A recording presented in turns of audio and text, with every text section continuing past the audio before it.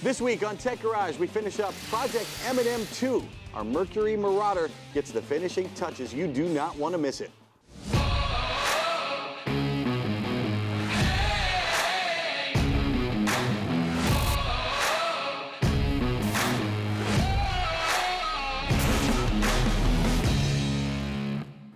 Well, welcome to the final episode of Season 8, right here at Tech Garage, presented by RockAuto.com. Well, Dave, our Mercury Marauder, well, it made it back to the shop. Yeah, week 2, John, of our Project M&M 2. These Marauders are pretty remarkable. They only made 11,000 of them over 2 years, from 2003 to 2004. Over that same time, Toyota made 900,000 Camrys. So to give you an idea of how rare this vehicle is.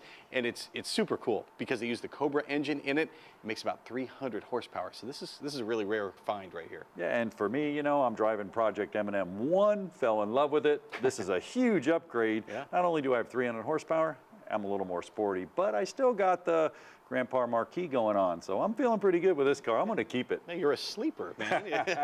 Gotta love it. Yeah. Well, for you guys that missed episode 1, let's bring you up to speed. It all started out with Josh and Benjamin. They worked on the serpentine belt, and to do that, well, Dave, it was pretty simple. They took the tensioner off. They went ahead and took a picture, make sure everything was good.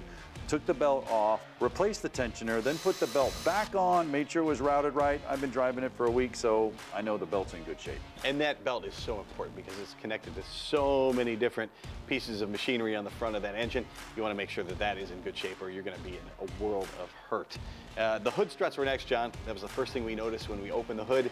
The hood came back down on us. You don't want to crack your skull open. You want to make it convenient for yourself as well. So the hood struts are easy to change. Just a couple of clips, one at the bottom of each strut and one at the top. We put the new struts on, they put the new struts on, and then new clip at the bottom, new clip at the top. Good to go. Yep, and I wasn't overly concerned with it, but it did have an overheating issue, and they put it up in the air, they lifted it up, they went through that bleeder. It did burp a little bit of air. You know, I've been driving it, like I said, and it never really got up to temperature. I still want to keep an eye on it. It's coming out of emergency surgery. They just don't kick you out of the hospital, man. You got to drive it for a while, and you got to kind of rehab and recover. So we're just going to make sure it's all right, but I'm not worried about it. We got a whole engine, and Rock Auto sent us up with gaskets and timing if we need it. All right, and it's, you know, some of the bigger stuff. There's some maintenance items that kind of fall on the list now. Oil change. If you're going to go through all this trouble, you want to change the fluid, you start with the oil.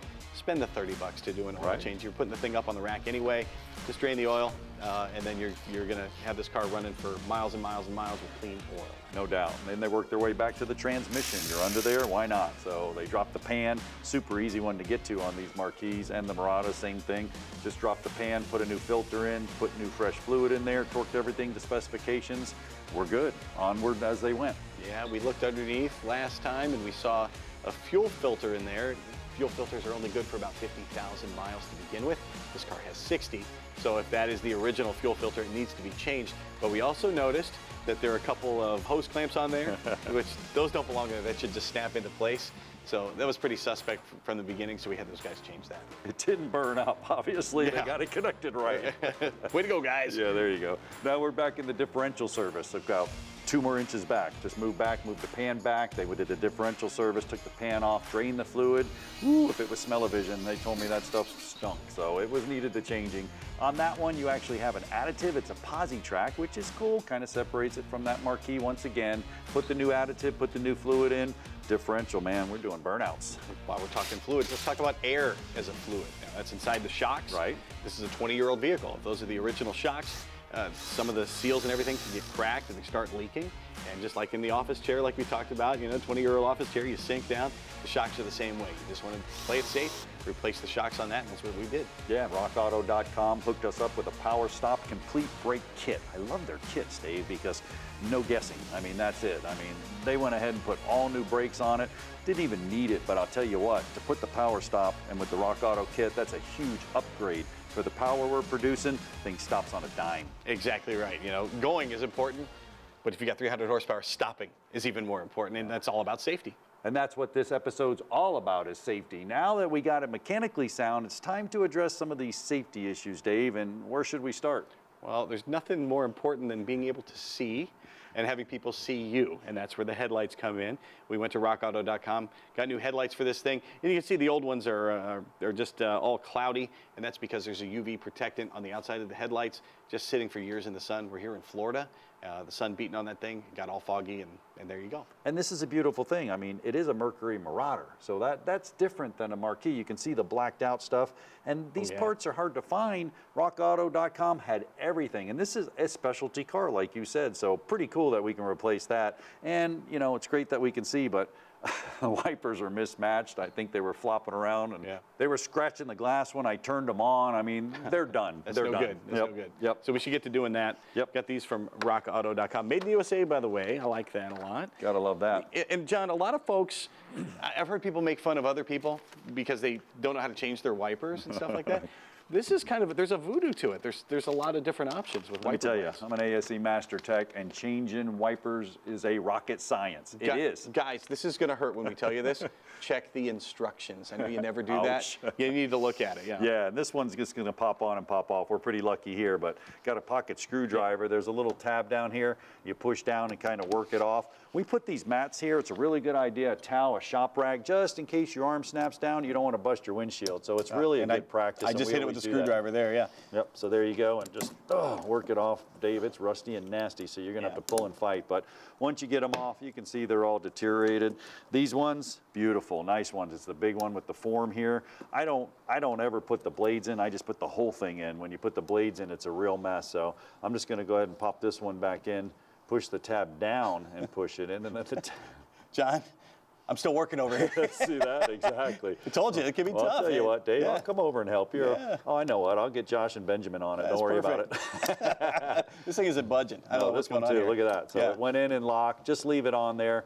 We'll get it during the break. We'll have to get it off. You know what, Dave? It's probably almost melted on there. These things look like they're 800 years old, and it doesn't even look like it's the right arm. So just just leave it, and we'll knock it out. No worries. Not my problem anymore. One other safety item we need to address is the tires, man. These tires are shot. They're mismatched.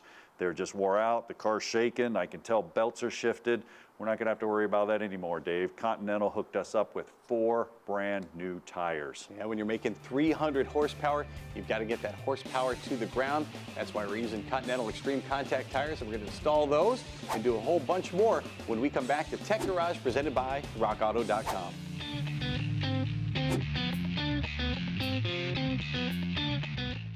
Tech Garage, presented by rockauto.com, is brought to you by AP Laser, leading the way. BrothersTrucks.com, your #1 source for 1947 to 87 Chevy and GMC truck restoration. And by RockAuto.com, all the parts your car will ever need. Well, welcome back to Tech Garage, presented by RockAuto.com. Well, Dave, Josh made short work of those tires, and boy, they look good. Yeah, he took it up the hill to the other shop there, put these Continentals on. They look great, and they're great for any weather. I've heard about them, and folks that have them love them. No doubt about it. And you know, with the power stop brakes through the rim there, man, this thing's coming along great. Time to turn our attention to the headlights, and they need attention too, Dave. They do, and it's not a major deal, but you look and see the old faded yellow headlights. This thing's been sitting around for 20 years in the Florida sun. And year after year, the UV rays beating on these coatings on the plastic. And back in the old days when we were kids, John, these headlights were made out of glass, so this didn't happen. But of course now, with the plastics, the UV rays, dirt on the road, that kind of thing can yellow these headlights. You've also seen where folks get moisture in between, just water vapor in there. Yep. It's time to replace them if that happens. With a yellowed headlight like this, you can buff it. There are all kinds of products out there to do that. Some people say toothpaste will do it. Right. Yeah, it'll work. Yeah, we did that on Tech Garage. We buffed one up, but you know, Rock Auto hooked us up. You can see right here, man, look at the difference.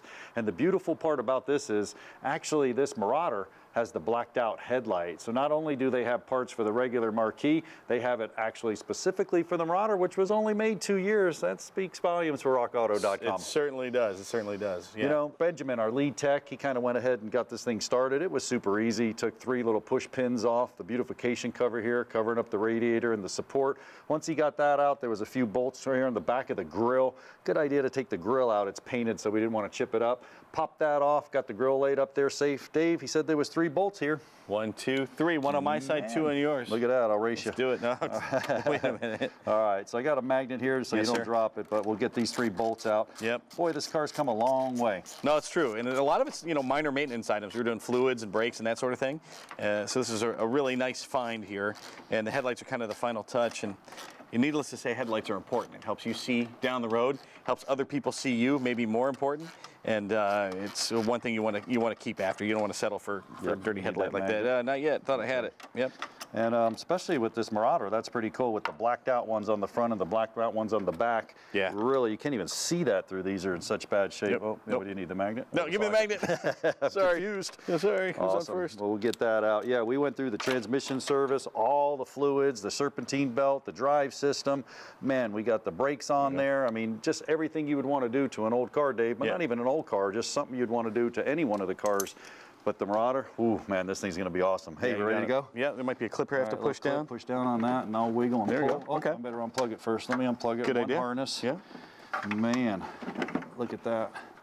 Tuck that through. There we go. Try not to scratch the bumper. It needs a paint job anyway, but hey, let's keep it nice. You got it. Man, look at the difference. Whew. That is amazing. That's unbelievable. So we'll take our new headlight. We got all the wire harness already built into it. All we have to do is just turn around and reassemble it. I'll kind of work it in there for you. Let's see, it's going in this direction, right? Yep. Yep.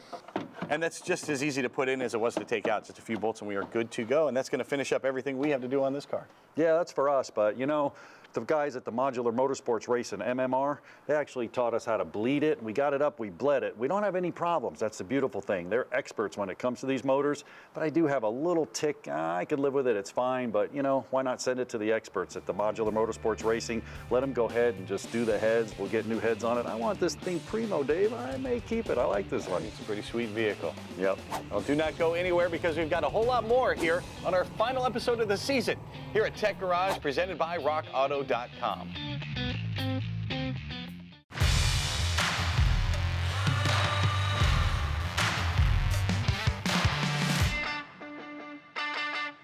Welcome back to Tech Garage, presented by RockAuto.com. It's time for the Garage Ed segment, and this week it's a little bit different. You know, we've been asking you to send in your questions via social media.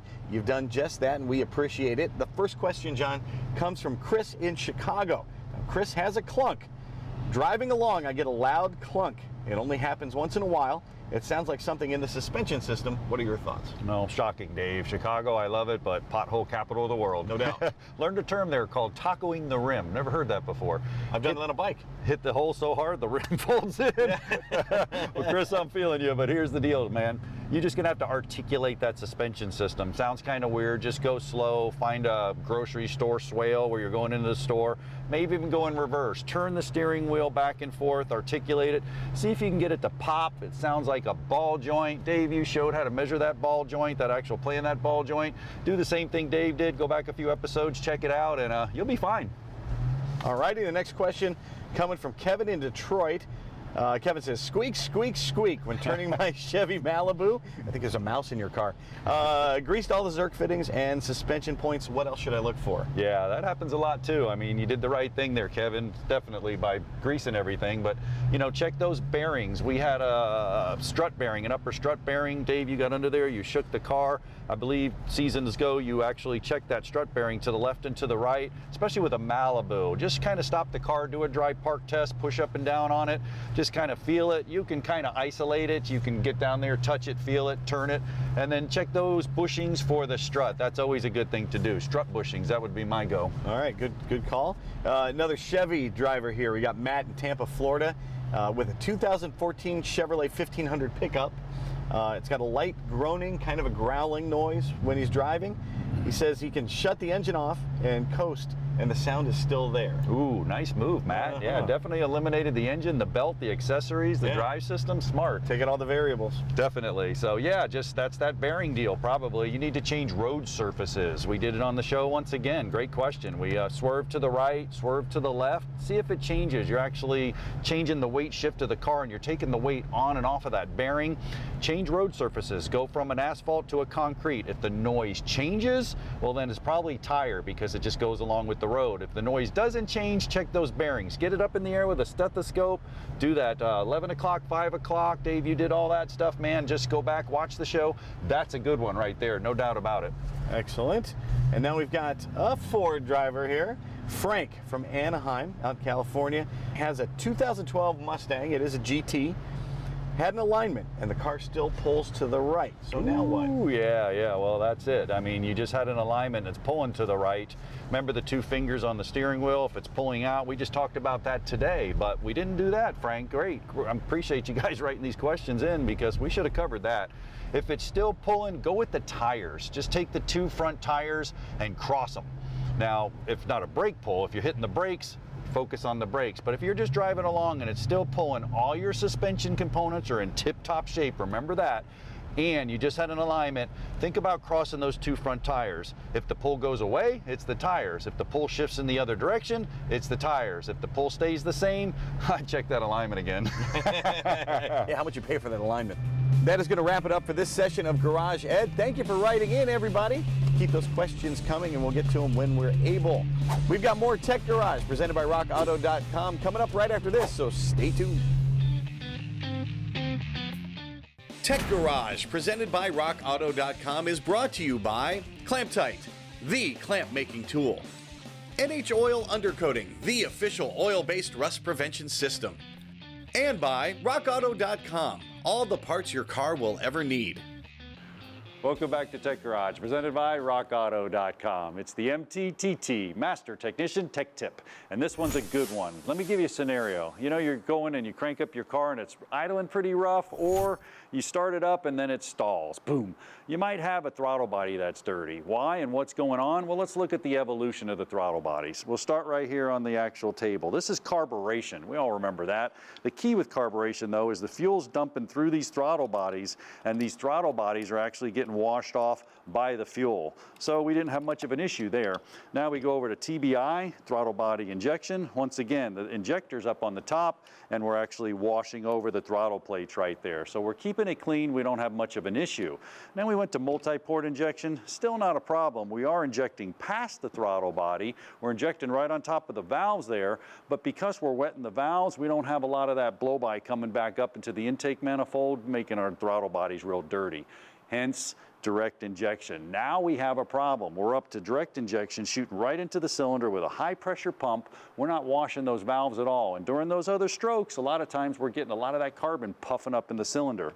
So what do you want to do? You want to clean your throttle body. I want to warn you right here. You may have a drive-by-wire. If you have a drive-by-wire throttle body, either want to unplug it or follow the manufacturer specifications. There's probably a relearned procedure you're going to have to go through, so don't go poking on this one unless you know what's going on. We got some carburetor cleaner and some throttle body cleaner from RockAuto.com, and our Mustang couldn't have been any easier. All we did was we basically just went up to the top of it, took off the little air plenum there, took the screw off the clamp, pried it back. Once we got it back, we could see that our throttle body was pretty dirty. Went ahead and sprayed it with the actual throttle body cleaner. We made sure that all the gook and debris and gunk was off of it, opened it up, did both sides, just checked it, make sure it's clear. We didn't have any stickers on there that says don't clean it. You have to be careful. Sometimes Ford doesn't even want you to clean it. So like I said, just follow your manufacturer specifications. Once you do that, your car's gonna idle like a sewing machine, man, like a top. It's gonna be good.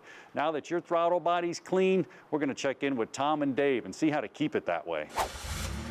One of the things I really love about having Tom Taylor here in the studio, he's not just selling parts, he's an engineer, so he knows how all this works. And the stuff we're talking about here, it's not just about the throttle body, Tom, there's other parts affiliated with it. How does that all work? Yeah, upstream from the throttle body, you have other parts. You start out with the air filter, and if you think about all the contaminants that might reach the throttle body, the air filter is the first thing. If that's not working right, if it's a dirty air filter, or if you've tried to save a few bucks by cleaning it instead of replacing it, and you cleaned it with compressed air, which actually blows little holes in a lot of air filters, you got bits of air filter making their way to the throttle body. Or, not to mention the particulate matter you're trying to keep out in the first place is getting through much easier. Right, yeah, so replace the air filter versus trying to clean it. And if you have an aftermarket air filter that has oil, maybe don't put excessive oil on it, because that can get sucked in to the system. And the next thing is often a mass airflow sensor, which has little heating elements that can easily get coated with oil or pieces of air filter. So that if that's measuring the airflow incorrectly, that can affect the movement of the throttle body. The thing I love, again, about having you in is I always learn something, and we appreciate your coming in all season long. Tom Taylor at rockauto.com, where you can find all the parts your car will ever need. Well, over there to wrap the season up, we've got John Gardner. John, let's button this thing up. How are they looking, Josh? They're on? They're on right now. Man, high beam, low beam? low beam. Man, that's a win. They You even busted turn your off. knuckles with this Marauder, man, and it paid off, man. We roasted the tires. I'm talking about a bellow of smoke and a big old fishtail. This car is awesome, Dave. It is awesome, restored to its former glory. At what price? Holy mackerel, $34,845 in 2003. That is $9.2 trillion in today's money. Yeah, Marauder for sale. You should hold on to that thing, man. Yeah, hey, I'll tell you what, it's been a great season. Thank you guys so much. You got it. We learned all kinds of really cool technical stuff, and we taught folks that it may seem intimidating at first, but you can do stuff like this at home once you understand how it works. And that's what we're all about here at Tech Garage. We're about you, the viewer. We're a show for the people. So we want to thank you, the viewer. We want to thank rockauto.com for the sponsorship and Chipola College for the phenomenal facilities. And don't forget the best crew in the business, all you guys out there. Thank you very much for getting it done. Yeah, no doubt about it. Make sure you check us out on Facebook, YouTube, all the past seasons, Twitter, all those cool things, Instagram. We're all over the place, and this is not it. We'll be there all season long. Don't worry about it. It's the end of this season, but man, it was a win. Thank you guys. Right. We will see you next time. So long. Yeah, woohoo! Nice job, nice job. Good job, Way to everybody. go, Nice way work. to go. Big Scotto. Production assistance for Tech Garage is provided by Chipola College, located in Marianna, Florida. Founded in 1947, Chipola was ranked recently as one of the top 3 community colleges in the United States.